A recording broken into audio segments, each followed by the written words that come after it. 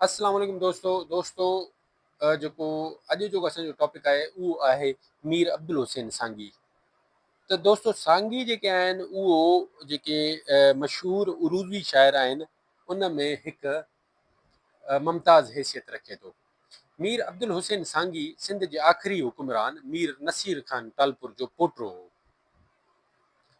ही 1851 में बंगाल में ॼाओ ऐं 1924 में गुज़ारे वियो। हू सिंधी गज़ल जे उन्हनि थोरनि शाइरनि मां आहे जिन खे हर दौर में यादि रखियो वेंदो। हुन इश्क जूं मंज़िलूं ॾाढी बेबाकी सां सर कयूं। चवे थो, अदा हज़रत इश्क जी नौकरी में ॾिनासूं ॾुखिया इम्तिहान कहिड़ा, जॾहिं हुस्न जे फ़ौज जी थी चढ़ाई, वया ख़ाक थी ख़ानदान कहिड़ा कहिड़ा। सांगी जानिब जी जुदाईअ खां पहिरीं पिरीअ सां गॾु घारियो हो। उन वक़्तु जो ज़िक्र कंदे चवे थो, दिल रुबा घर में हो त सबको हो, सबकी हो, नाज़िबन भर में हो त सबकी हो। तो दोस्तों, पर जॾहिं पिरीअ खां जुदा थी वियो त सांगी जो सुख बि फिटी वियो ऐं बेक़रारी वधी वयसि। चवे थो, बिरह में बेक़रार आयूं, दर्द तुंहिंजे जा दाग़ेदार आहियूं। सांगी गज़ल में जेका जिदत पैदा कई, उहा अॻिते हली नयूं रिवायतूं क़ाइमु कयूं। हुन खां पोइ ईंदड़ केतिरनि ई गज़ल गो शाइरनि संदसि अंदाज़ अख़्तियार कयो ऐं गज़ल खे नई रंगीनी ऐं दिलकशी बख़्शियाऊं।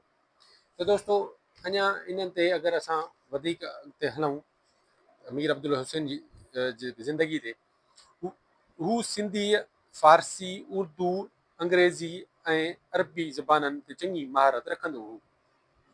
जवानी में ई मिजाज़ी इश्क जी चोट लॻसि। पंहिंजे मन पसंदि महबूब सां शादी बि कयईं। मनठार यार खे सूरत ॾे मौला, मूंखे उनी माहे रूह जी मोहबत ॾे मौला। अलाह आहिनि मुंहिंजूं कयूं पूरियूं, मनठार मिलियो रूह खे राहत ॾे मौला। हासिल थियो रकीबनि खे जुदाई जो जहन्नम, सांगी खे त जीअरे ई जन्नत ॾे मौला।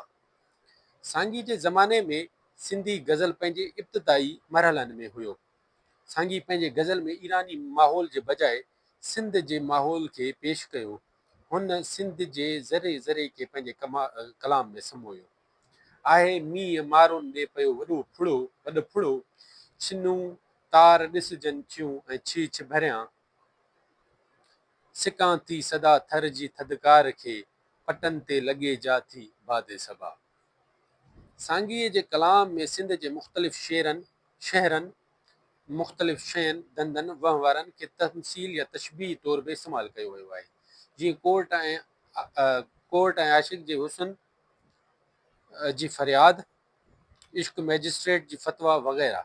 डॉक्टर नबी बख्श बलोच कुलियाती सांगी में लिखे थो त सांगी फ़क़ति ज़हनी मश्क़ ख़ातिर शेर कोन लिखियो आहे, पर संदसि शाइरीअ में सियासी, समाजी, अदबी माहौल जो बि अक्स आहे। उन खां सवाइ संदसि शाइरी जज़्बनि, एहसासनि ऐं इख़लाक़ी क़दरनि जो आईनो आहे। 1878 में खेसि सेकेंड क्लास माजिस्ट्रेटी मिली। उन बारे में चयाईं त पहिरियों मूंखे हूंदो हो शौक़ु शिकार, ख़ुशि दिली में सो कयमि, सो गुज़ारियमि रोज़गार, पोइ कयमि माजिस्ट्रेटी अख़्तियार, आहे सालनि खां इहो ई कारोबार। सांगी जे कलाम में ऐं शख़्सियत ते शाह लतीफ़ जो वॾो असरु आहे। हुन लतीफ़ जी ज़िंदगी ऐं फ़न ते लताइफ़ लतीफ़ी नाले किताब पिणु लिखियो। कुर्ब दरगाह लतीफ़ी थे नसीब अब्दुल हुसैन, ही सवाल आहे सदाईं हैदर करार खे, हादी राह हादी आहे पिटाई भर जलो, यादि तो हरदम करियां तुंहिंजो मुर्शिद मौला खे आऊं। त दोस्तो, जेको आहे अब्दुल हुसैन सांगी जेको आहे उनजो जेको गज़ल लाइ जेको कॉन्ट्रीब्यूशन आहे, गज़ल लाइ जेका संदसि ख़िदमतूं आहिनि, उहे जेके आहिनि पोयनि शाइरनि लाइ वॾी मशल राह आहिनि ऐं पाण गज़ल जी दुनिया में हिकु वॾी मुमताज़ हैसियत रखनि था। त जेको आहे हिन हिसाब सां उन्हनि जो कुझु गज़ल असां यादि कंदासीं ऐं उहे असां लिखंदासीं बि सही। ऐं ॿियो माना हिन में कुलियाते सांगी लिखियो आहे डॉक्टर नबी बख्श बलोच, ऐं उन मां बि कुझु असां हवाला ॾींदासीं। अहिड़े हिसाब सां हिकिड़ो असांजो जेको आहे जाम जवाबु तयारु थी वेंदो। सो उमेद आहे त हीउ लेक्चर तव्हांखे सम्झ आयो हूंदो। वरी मिलंदासीं ॿिए लेक्चर में ॿिए टॉपिक सां गॾु इंशाल्लाह। Thank U.